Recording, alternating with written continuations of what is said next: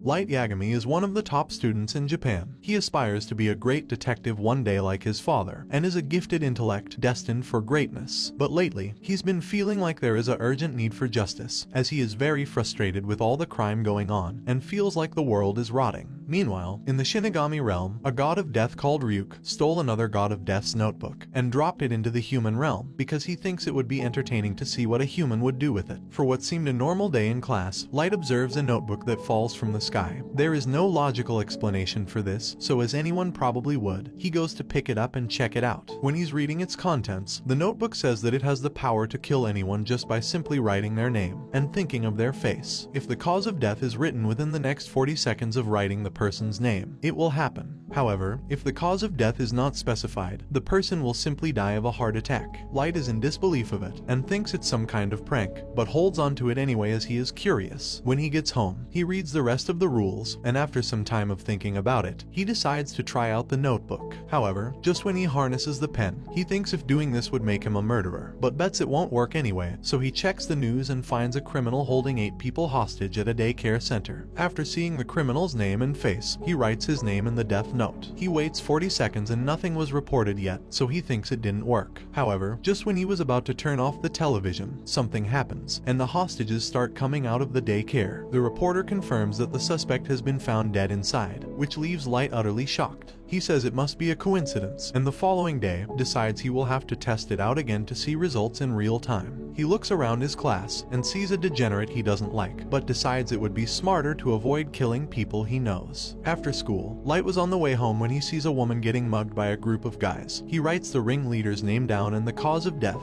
and surely enough, it happens. After seeing the death note's power in real time, that settles it for Light, and he realizes the notebook of death is for real. Some time passes, and Light is in his room looking proudly at all the names he has written down, when suddenly, our favorite Shinigami Ryuk appears. The sight of him petrifies Light at first, however he introduces himself, and says that used to be my notebook, and judging by your laughter, you must have figured out that it's no ordinary notebook. Light calms down, and says well I'm not surprised, in fact, I have been waiting for you. Ryuk finds Light to be interesting, and explains that several death notes have made their way into the human realm, but he's the only one to have written this many names. Light feels like someone has to be brave enough to wipe out the dregs of society so that the world can move in the right direction. A new world where people can live in peace and the ones who do wrong will live in fear. He feels like he is justice and is willing to go as far as sacrificing his soul to become the god of the new world. Several weeks later, all the nations of the world come together as they've realized that the deaths of all the criminals are not natural. They are at each other's throats because they can't figure out how this is happening. So it is announced that they will have to bring the world's best investigator on the case, called L. Everyone goes quiet, and a man dressed incognito brings in a laptop, to which L addresses the meeting from. He introduces himself for the first time, and says to make no mistake,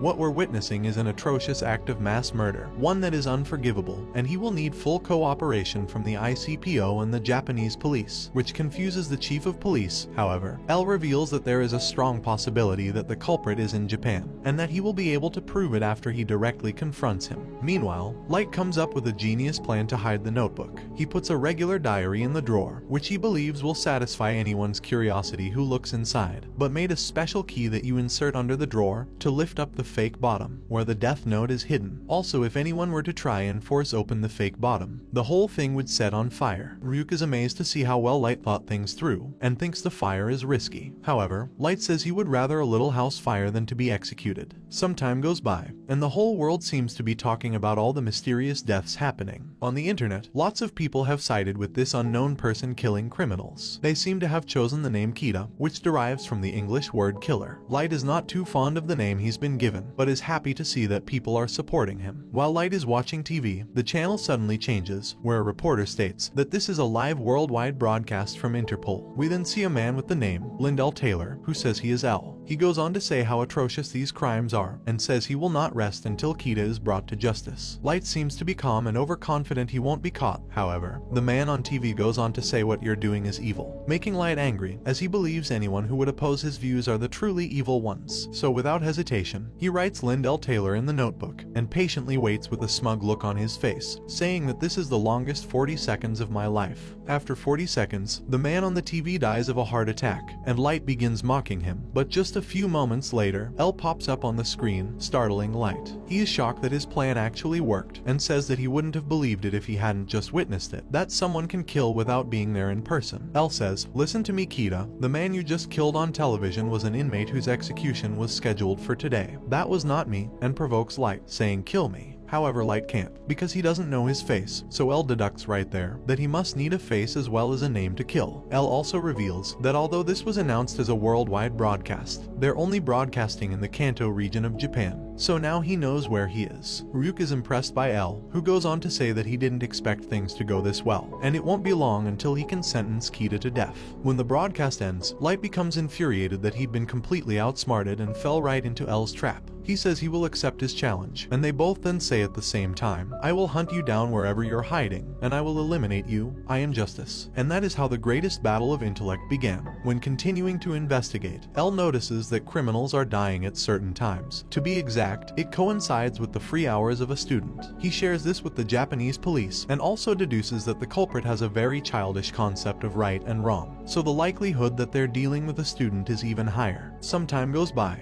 and the timings of the killings have changed. L realizes this, of course. However, he believes that it's no coincidence that as soon as he shared his deduction with the Japanese police, the times changed, as if it were to contradict that theory. So now, L believes there is a high chance that Kita is someone with connections to the Japanese police. Many detectives decide to quit the case, as they're afraid of Kita. Meanwhile, Light is walking home and Ryuk informs him that he has to stick around until the death note is finished, or at least until he dies, and lets him know that he isn't on his side, or L's side, and that he is merely a spectator. Ryuk then informs Light that someone is following him, which comes as a surprise as he didn't expect L to suspect the police so quickly. Light realizes this guy will be a problem for him, so he comes up with a plan to get rid of him. However, before he can start to think, Ryuk becomes talkative again, and informs Light that a Shinigami can see a person's name and lifespan above their head, because they have special eyes. He is telling him this because a human can obtain these eyes, but it would cost half your remaining lifespan. Light thinks about it, but turns down Ryuk's ideal, saying it's out of the question. Some time passes, and Light carries out his plan to get the name of the man following him. He gets on a bus with a girl, and the man sits just behind him. At the next stop, a man with a gun gets on to do a bus jacking.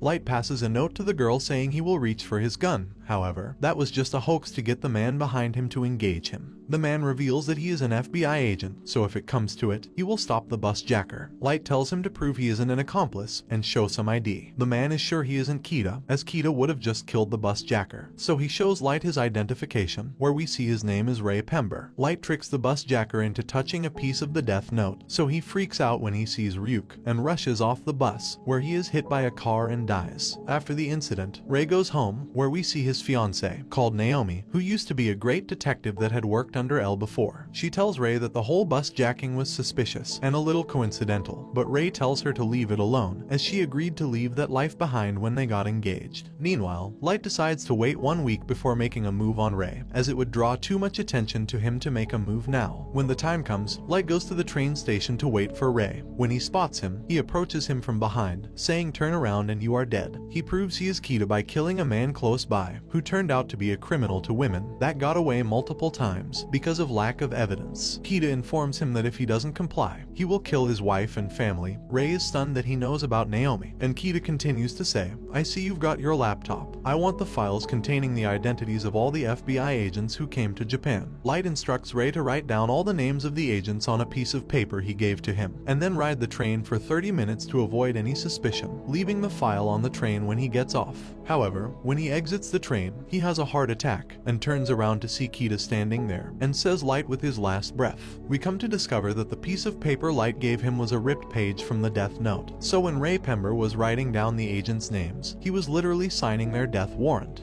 At dinner, Light's father, Chief Detective Soichiro Yagami, reveals that he is head of the Kita investigation and shares that 12 FBI agents died yesterday. Light of course knows because he did it, but acts innocent to the matter, and Light's sister begs her dad to quit as it's too dangerous. However, Soichiro says he will not let evil triumph, and while Light is soaking in the conversation, he stands up and says he's proud to have him as his father, and if anything should happen, he will find Kita himself and execute him. Meanwhile, L has whittled down the task force to a trusted group, who have a strong sense of justice, so he sets up a meet to show his face for the first time ever, in order to prove he is willing to do whatever it takes to catch Kita. When the task force arrive at the hotel, they find the room L told them he's staying at, and when they open the door, they are surprised to see L is just a kid. The detectives introduce themselves: Matsuda, Aizawa, Mogi, and Ukeda. They are suspicious that this might not be the real L, but after talking for some time, they are sure he is the real deal. L knows that Kita can control his victims before they die,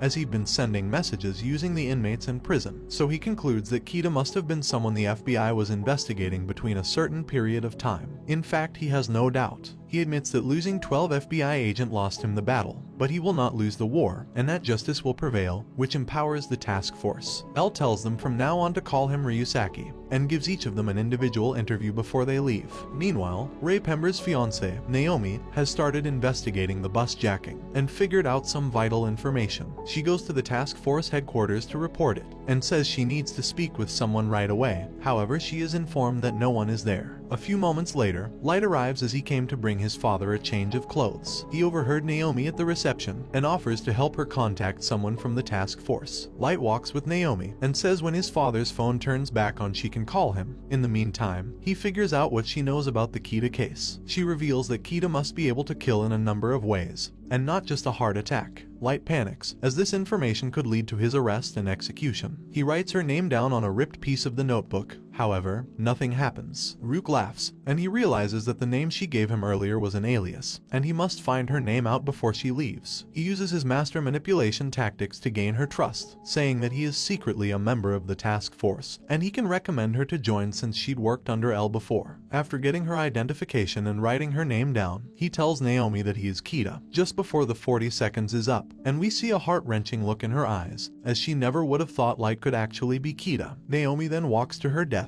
and that was honestly one of the most twisted scenes I've seen in anime. When L hears about Naomi's suicide, he remembers working with her, and that she was a strong and excellent FBI agent, so it is unlikely she would commit suicide, and more likely she'd be trying to catch Kita. He concludes that Kita must be someone Ray Pember was investigating, and sets up surveillance all over Chief Yagami's household. Meanwhile, Light had set up a system so that he would know if anyone goes in his room, so when he arrives home, he notices that his door had been opened. He tasks Ryuk to find all the cameras in exchange for some juicy apples, and in the meantime he looks at some magazines to make himself look like a normal teenager. Ryuk found all the cameras, so now Light can set up a system to where he can kill criminals without being seen, by putting a mini TV in his potato chip bag, and writing names of the criminals broadcasted from it. He will take a potato chip and eat it. After some time, L suspects that Light looks too innocent, which understandably aggravates the chief, as his own son is being suspected of being a ruthless mass murderer. The next day, Light's school is taking an important exam. Everything seemed like a normal day, until the teacher yells at a student to sit properly. Light turns his head and sees L for the first time. They look at each other intensely, and after the exam, the board announced the top exam students, which turn out to be none other than Light and Ryusaki. The kids watching notice the contrast in the two. That Light looks like a sheltered genius groomed for success, and L looks like what they would call a mad genius. After the award, L tells Light that he basically knows everything about him, and that he has some important information regarding the Kita case. Light doesn't know why this guy is even talking to him.